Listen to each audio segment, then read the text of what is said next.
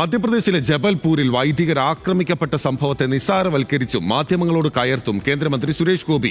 ജബൽപൂർ വിഷയത്തെക്കുറിച്ചുള്ള ചോദ്യത്തിന് ഇത് എല്ലായിടത്തും നടക്കുന്നതല്ല എന്ന ആദ്യ പ്രതികരണം. ആക്രമണം അങ്ങോട്ടും ഇങ്ങോട്ടും നടന്നിട്ടുണ്ട്, വിഷയത്തെ ന്യായീകരിക്കുകയാണോ എന്ന മാധ്യമങ്ങളുടെ ചോദ്യത്തിന് പ്രതികരിക്കാൻ സൗകര്യമില്ലെന്നും വീട്ടിൽ പറഞ്ഞാൽ മതിയെന്നും മറുപടി.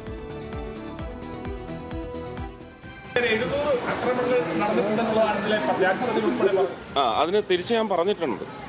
ആ കണക്ക് നിങ്ങൾക്കറിയാവല്ലോ അല്ലേ?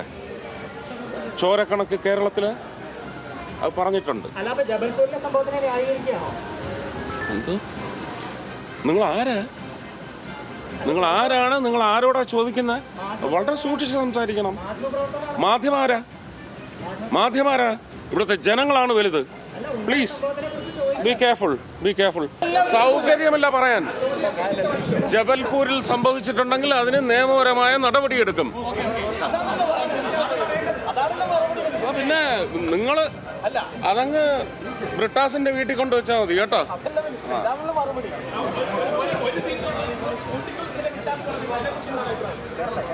അതിന് വേറൊരു അക്ഷരം മാറ്റണം അതിനകത്ത്.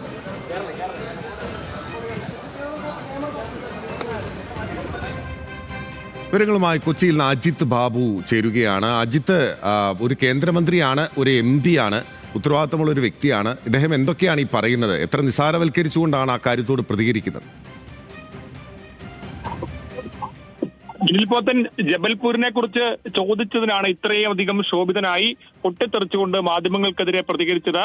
അതായത് അദ്ദേഹം പറയാൻ ഉദ്ദേശിച്ചത് കേരളത്തിലെ ചില ഉണ്ടായ പ്രശ്നങ്ങളെ കൂടി കണക്ട് ചെയ്തുകൊണ്ട് അക്രമം അങ്ങോട്ടും ഇങ്ങോട്ടും നടന്നിട്ടുണ്ട് എന്നുള്ളൊരു വാചകമാണ് അദ്ദേഹം പറഞ്ഞത്. ആ സമയത്താണ് മാധ്യമപ്രവർത്തകർ കൃത്യമായി തന്നെ ഈ വിഷയത്തെ നിസ്സാരവൽക്കരിക്കുകയാണോ, ജബൽപൂരിലെ വിഷയത്തെ നിസ്സാരവൽക്കരിക്കുകയാണോ എന്ന ചോദ്യം ചോദിക്കുന്നത്. ഈ സമയത്ത് വളരെ ശോഭിതനായി പൊട്ടിത്തെറിച്ചുകൊണ്ടായിരുന്നു പിന്നീടുള്ള മറുപടികളെല്ലാം. മറ്റു ചോദ്യങ്ങൾക്ക് മറുപടി പറയാൻ സൗകര്യമില്ല. ജബൽപൂരിൽ സംഭവിച്ചിട്ടുണ്ടെങ്കിൽ നിയമപരമായ നടപടി സ്വീകരിക്കും. നിങ്ങൾ ആരോടാണ് ചോദിക്കുന്നത്, എങ്ങനെയാണ് ചോദിക്കുന്നത്, ജനങ്ങളാണ് വലുത് എന്നുൾപ്പെടെയുള്ള കാര്യങ്ങൾ പറഞ്ഞുകൊണ്ട് ഒരു സിനിമാറ്റിക് സ്റ്റൈലിലുള്ള പ്രതികരണമായിരുന്നു പിന്നീട് അദ്ദേഹത്തിൽ നിന്നുണ്ടായത്. അത് മാത്രമല്ല, ഈ സമയത്ത് നമ്മുടെ സ്ഥാപനം ഉൾപ്പെടെ അദ്ദേഹത്തോട് ചോദിക്കുന്നുണ്ട്.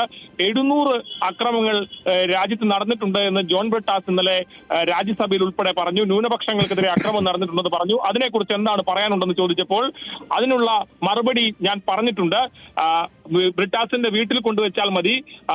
ഈ കേരളത്തിൽ നടന്ന അക്രമങ്ങളുടെയും ചോരക്കറകളുടെയും കണക്ക് എങ്ങനെയാണ് പറയേണ്ടതെന്ന് കൃത്യമായി ഇന്നലെ പറഞ്ഞിട്ടുണ്ടെന്ന് പറഞ്ഞു. മാത്രമല്ല, ഒരു ചോദ്യം കൂടി അദ്ദേഹത്തോട് ചോദിച്ചു. ഒരു സീറ്റ് കേരളത്തിലുള്ളത് പൂട്ടിക്കുമെന്ന് ഇന്നലെ ബ്രിട്ടാസ് പറഞ്ഞല്ലോ എന്ന് ചോദിച്ചപ്പോൾ അത് ഒരു അക്ഷരം മാറ്റണമെന്നായിരുന്നു മറുപടി. അങ്ങനെ വളരെ ഒരു സിനിമാറ്റിക് സ്റ്റൈലിൽ ഒരു സിനിമാ നടൻ മറുപടി പറയുന്നത് പോലെ വളരെ അക്രമാസക്തമായ രീതിയിലായിരുന്നു ചോദ്യങ്ങളോട് അദ്ദേഹം മറുപടി പറഞ്ഞത്.